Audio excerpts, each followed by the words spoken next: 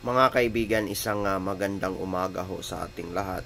Tayo po'y magpapasalamat po sa Amang Diyos na kung saan binayayaan ho tayo ng maraming pagkakataon, maraming mga pag-iingat at kanyang mga pagliligtas po sa buhay nating ito.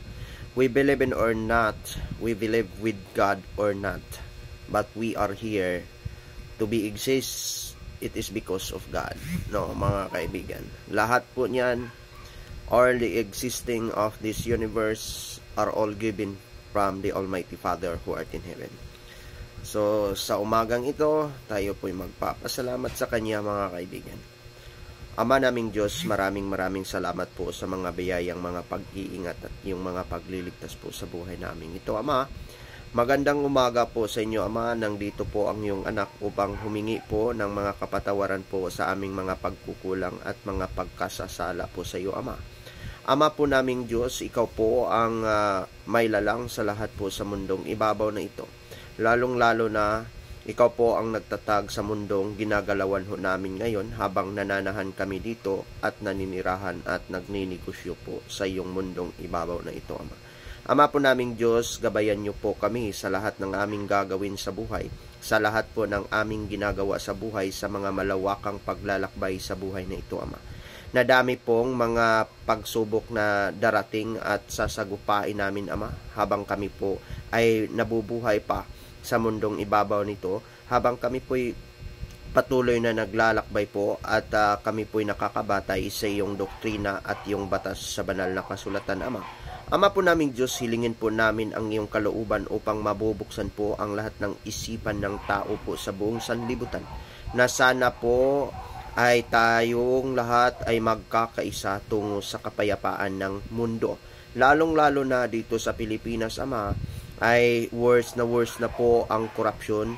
Lalong-lalo na, Ama, buksan niyo po ang mga politikong mga kukurap po sa aking bansa, Ama, upang ito po ay magiging may matiwasay at mabubuting kaisipan po sa lahat ng mga Pilipino, Ama, na maiisip nila na ang pirang kinukulimbat at kinukurap at binubulsa nila ay mula po sa aming mga tax na mga ordinaryong Pilipino, ordinaryong tao na nananahan at nagninegosyo po ng mga maliliit na tao po dito sa mundong ibabaw na ito, Ama.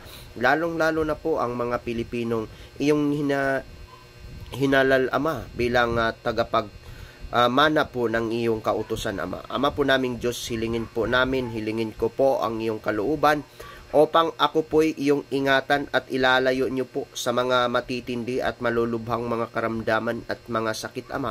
Isasama na po ninyo, Ama, ang lahat ng buong membro ng aking pamilya, Ama, na sana po ay mabubuksan po ang mga isipan nito, Ama, sa mga mabubuting bagay para sa buhay na ito, habang kami pa'y nabubuhay at patuloy pang naglalakbay patungo sa kaunlaran ng buhay na ito, Ama. Ama po naming Diyos, wala po kaming ibang hinihiling at pangarap sa buhay na ito, na upang ikaw po ay makapiling at makasama po namin sa aming araw-araw na buhay, Ama.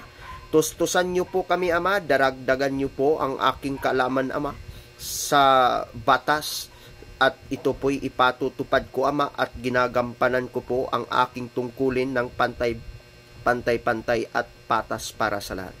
Ama po naming Diyos, silingin ko po ang iyong kalooban upang ilalayo niyo po ang mga masasamang tao po nang dito po sa syudad ng Tagum, Ama, na habang ako po'y naka-duty when I rendering the tour of my duty as tolls of the government, Ama.